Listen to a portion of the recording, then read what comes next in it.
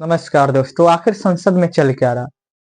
BJP के सबसे वरिष्ठ नेता के रूप में या बोले तो भारत के गृह मंत्री जो अमित शाह हैं, वे बयान देते हैं अंबेडकर पर, बाबा साहब भीमराव अंबेडकर पर बयान देते हैं और उन पर बयान देते हैं जो भारतीय संविधान के निर्माता हैं उन पर बयान देते हैं और बयान देकर के उन पर कहते हैं कि केवल अंबेडकर अंबेडकर अंबेडकर के रट लगाना आजकल एक फैशन हो गया है।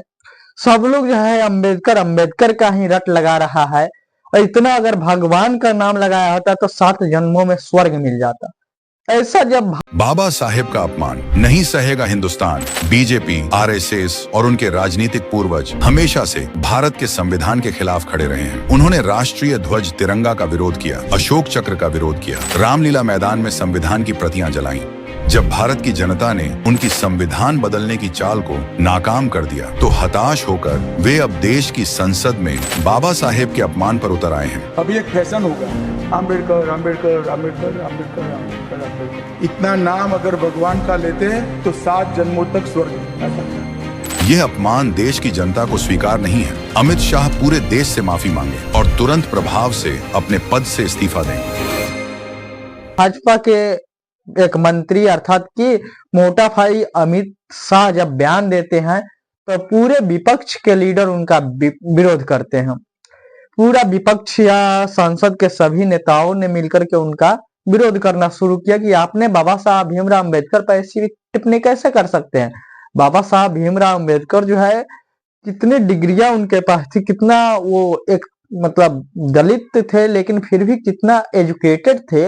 वैसे व्यक्ति पर आप इस प्रकार की टिप्पणी कैसे कर सकते हैं? आप पर तो आरोप लगता है कि आप एक तारीपार हैं, आप पर तो ये भी आरोप लगता है, फिर भी आप ऐसा अगर टिप्पणी कर रहे हैं बाबा साहब भीमराव अंबेडकर पर तो ये बहुत शर्मनाक बातें हैं। जब वे अपना बयान देते हैं तो उस बयान से विपक्ष में तो हल्ला चलता ही है, विपक्ष में तो ये चलता ही है कि हाँ, अमित शाह ने जो बयान दिया वो बयान गलत है। लेकिन कहीं ना कहीं पक्ष अर्थात कि भाजपा के सांसदों में भी या भाजपा के जो भी एनडीए गठबंधन के हैं उन लोगों में भी ये बातें चलना शुरू किया कि अमित शाह का जो बयान है बाबा साहब भीमराव अंबेडकर पर वो गलत है।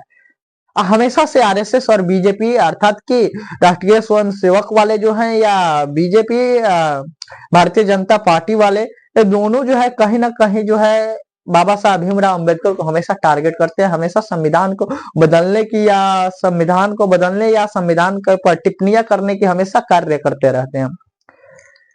तो इस बयान को छिपाने के लिए, इस बयान को दबाने के लिए कि ये खबरें जो है दब जाए, इसके लिए वे लोग प्रयास करते हैं और संसद में जो है दूसरे दिन विपक्ष के लीडर, विपक्ष के नेता राहुल गांधी को जाने से रोक देते हैं।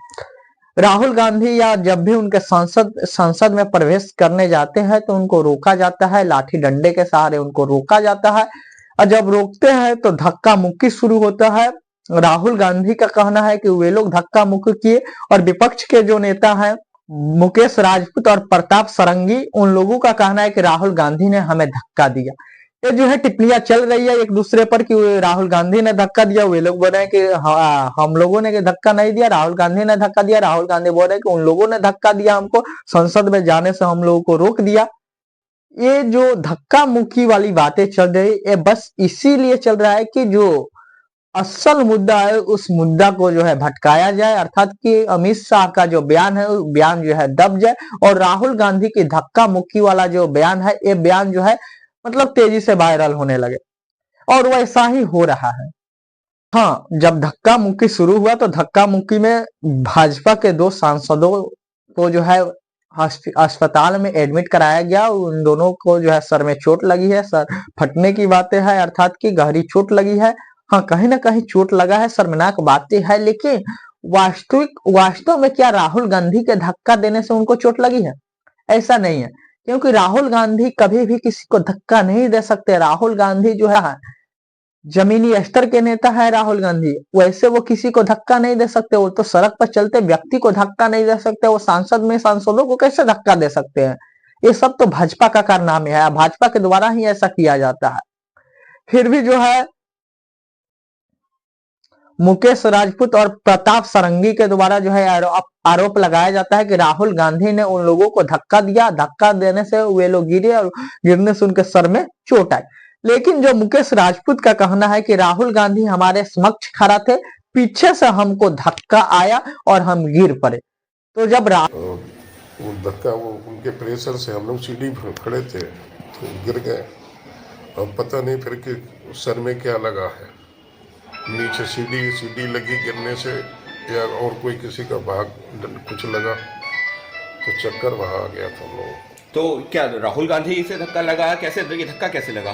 राहुल गांधी हम लोगों के बीच से घुसते हुए सीधे जब के किनारे से वो निकल सकते थे, किनारे साइड से निकल सकते थे, हम लोगों से सीधे निकले। तो इस वजह से उधर से प्रेशर आया, धक्का उधर से आते गए तो हम लोग खड़े तो पीछे साइड गिर गए, ऐसे पीछे सर के भर।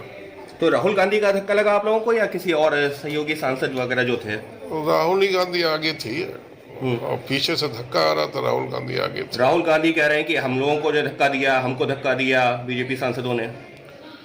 तो हमने धक्का दिया होता तो हम लोग कैसे गिरते? वो गिरना चाहिए, वो तो कहीं गिरे नहीं। राहुल गांधी समक्ष खड़ा थे तो पीछे से धक्का आया, तो फिर राहुल गांधी आपको कैसे धक्का दे दिए? जब पीछे धक्का आया तो स्वाभाविक बात है आप ही के किसी सांसद ने जो है पहले से कथित कहानियों के अनुसार जो है आपको धक्का दिया होगा। क्योंकि जब राहुल गांधी या बाकी उनके सांसदों को आप संसद में प्रवेश नहीं करने दे रहे थे, पीछे आपके सांसद थे, तो धक्का राहुल गांधी या राहुल गांधी के सांसदों के द्वारा कैसे दिया जा सकता है?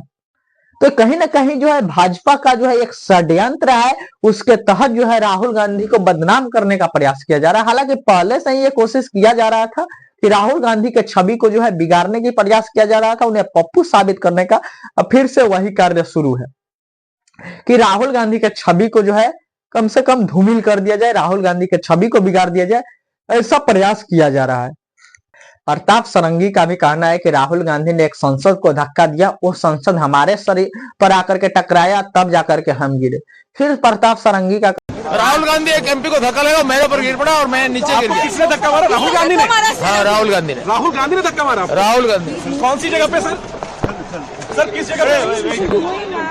सर किस जगह पे? किस जगह पे? सीढ़ी के ऊपर मैं खड़ा हुआ था और राहुल गांधी ने आकर के एक एमपी को धक्का लगाया, वो मेरे ऊपर गिर पड़ा और मैं। कहाँ चोट लगी सर आपको? कहाँ चोट लगी सर?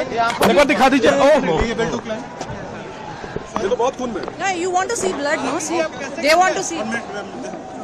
उनको जाने दो यार, जाने दो उनको। राहुल गांधी एक एमपी को धक्का लगा, मेरे ऊपर गिर पड़ा और मैं नीचे गिर गया। किसने धक्का मारा? राहुल गांधी ने? हाँ, राहुल गांधी ने। राहुल गांधी ने धक्का मारा? राहुल गांधी। कौन सी जगह पे सर? सर किस जगह पे? सर किस जगह पे? किस जगह पे? सीढ़ी के ऊपर मैं खड़ा हुआ था और राहुल गांधी ने आकर के एक एमपी को धक्का लगाया, वो मेरे ऊपर गिर पड़ा और मैं। कहाँ चोट लगी सर आपको? कहाँ चोट लगी? कहना है कि राहुल गांधी ने हमें धक्का दिया, ये सब मतलब दोहरी राय कैसे? जब राहुल गांधी ने आपको धक्का दिया तो आप एक ही बार में बोल सकते हैं कि राहुल गांधी ने हमें धक्का दिया है, फिर आप कभी बोलते हैं कि राहुल गांधी ने एक सांसद को धक्का दिया और सांसद हमारे शरीर पर आकर टकराया, और फिर बोलते हैं कि राहुल गांधी ने हमें धक्का दिया। अर्थात कहीं ना कहीं जो है भाजपा का षड्यंत्र है, जिसमें राहुल गांधी को फंसाने का प्रयास किया जा रहा है। हाँ, अगर राहुल गांधी या विपक्ष जो है या जो भी मीडिया है, ये सब अगर कहीं ना कहीं जो है राहुल गांधी के इस धक्का मुक्की बयान पर अगर उलझ जाते हैं, तो फिर जो है अमित शाह का जो बयान है, अमित शाह का जो अंबेडकर जी पर बयान है, अर्थात बाबा साहब भीमराव अंबेडकर पर बयान है, वो बयान को जो है दबाने का प्रयास किया जाएगा।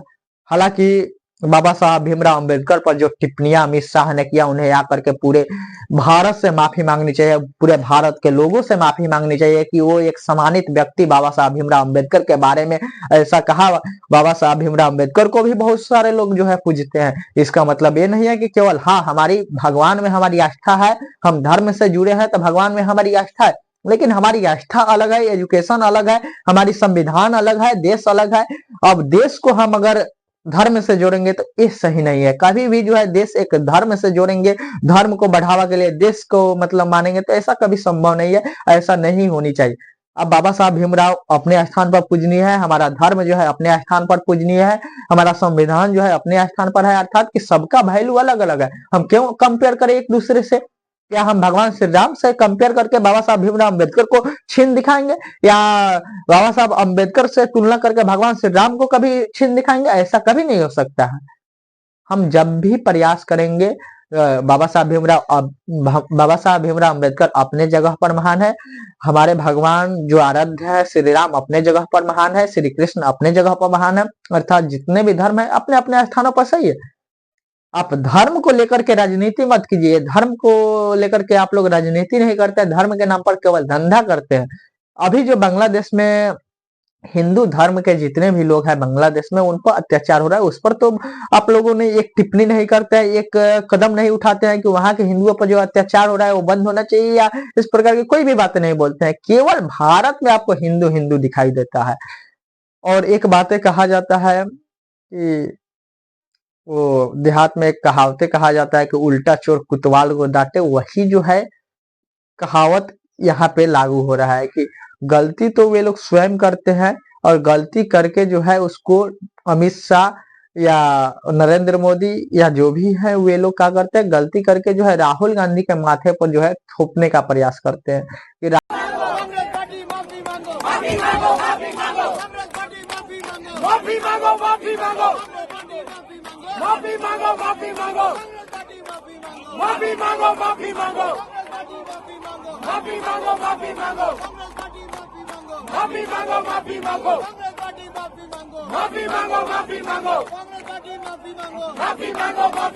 संविधान के हत्यारों माफी मांगो, माफी मांगो, माफी मांगो, संविधान के हत्यारों माफी मांगो, माफी मांगो, माफी मांगो। अम्बेडकर का अपमान नहीं सहेगा हिंदुस्तान, अम्बेडकर का अपमान नहीं सहेगा हिंदुस्तान, अम्बेडकर का अपमान नहीं सहेगा हिंदुस्तान, अम्बेडकर का अपमान नहीं सहेगा हिंदुस्तान, अम्बेडकर का अपमान नहीं सहेगा हिंदुस्तान, अम्बेडकर का अपमान नहीं सहेगा हिंदुस्तान, अम्बेडकर का अपमान नहीं सहेगा हिंदुस्तान, अम्बेडकर का अपमान नहीं सहेगा हिंदुस्तान, अम्बेडकर का अपमान नहीं सहेगा हिंदुस्तान, नहीं सहेगा हिंदुस्तान, अम्बेडकर का अपमान नहीं सहेगा हिंदुस्तान। कांग्रेस पार्टी माफी मांगो, माफी मांगो, माफी मांगो, कांग्रेस पार्टी माफी मांगो, माफी मांगो, माफी मांगो, गांधी परिवार माफी मांगो, माफी मांगो, माफी मांगो, शक्ति जी माफी मांगो, माफी मांगो, माफी मांगो, माफी मांगो, माफी मांगो, माफी मांगो।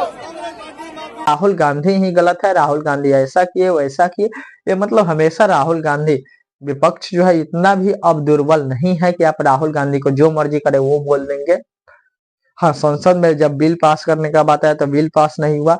हाँ, जब way one nation one election ला रहे थे तो देखिए ये तानाशाही ही है। आप एक संसद को संसद भवन में नहीं जाने दे रहे हैं। जब वन नेशन वन इलेक्शन हो जाएगा, 2029 तक चुनाव नहीं होगा, तो सुनने में आएगा कि आपने सांसदों को जो है बर्खास्त करना शुरू कर दिया। अब देश में